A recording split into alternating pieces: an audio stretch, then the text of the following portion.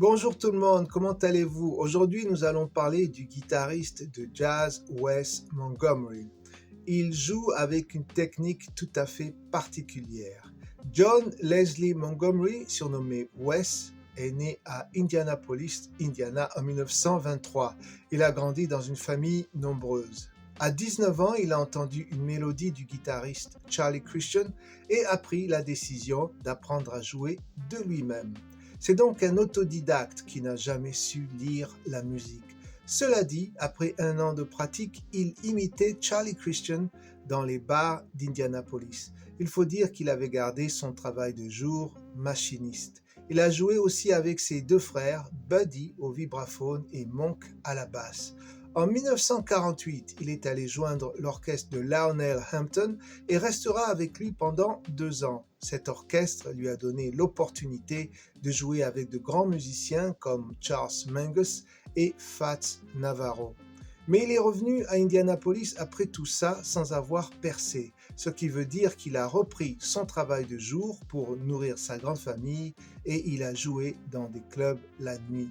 Le saxophoniste Cannonball Adderley va l'entendre à Indianapolis et insistera pour que sa maison de disques l'enregistre. En 1960, il sort 2 albums, dont The Incredible Jazz Guitar of Wes Montgomery, c'est mon album préféré. Comment joue Wes Montgomery? Il joue avec son pouce seulement de la main droite. C'est un style unique et il a développé cette méthode pour ne pas réveiller sa famille quand il s'exerçait. Il commence par jouer la mélodie, ensuite il joue autour de la mélodie, sans jamais perdre le swing.